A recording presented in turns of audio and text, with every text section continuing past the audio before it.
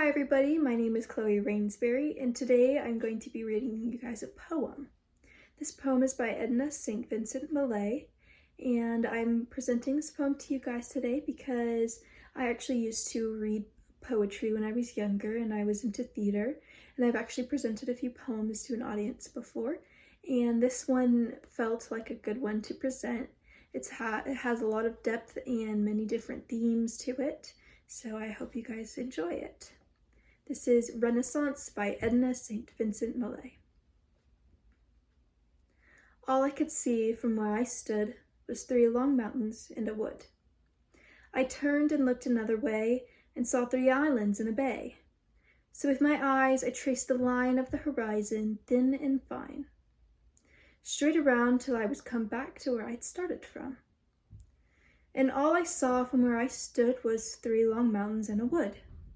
Over these things I could not see, these were the things that bounded me. And I could touch them with my hand almost, I thought, from where I stand. And all at once things seemed so small, my breath came short and scarce at all. But sure, the sky's big, I said, miles and miles above my head, so here upon my back I'll lie and look my fill into the sky. And so I looked, and after all, the sky was not so very tall. The sky, I said, must somewhere stop, and sure enough, I see the top. And reaching up my hand to try, I screamed to feel it touch the sky. I screamed, and lo, infinity came down and settled over me. Forced back my scream into my chest, bent back my arm upon my breast. And pressing of the undefined, the definition on my mind, held up before my eyes a glass, through which my sinking sight did pass, until it seemed I must behold immensity made manifold, whispered to me a word whose sound deafened the world around, and brought unmuffled to my ears the gossiping of friendly spears, the creaking of the tented sky, the ticking of eternity.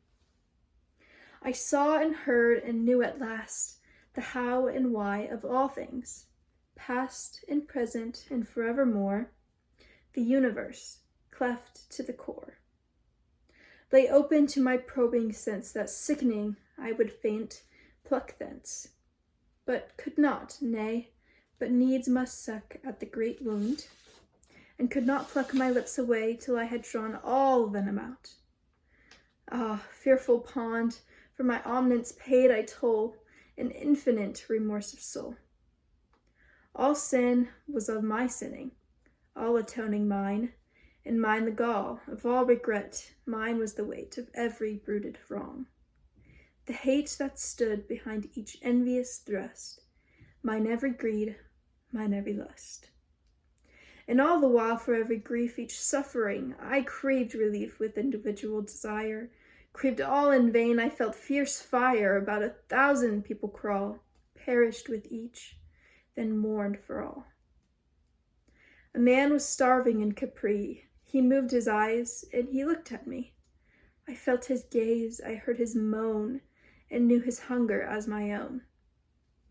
I saw at sea a great fog bank between 2 ships that struck and sank.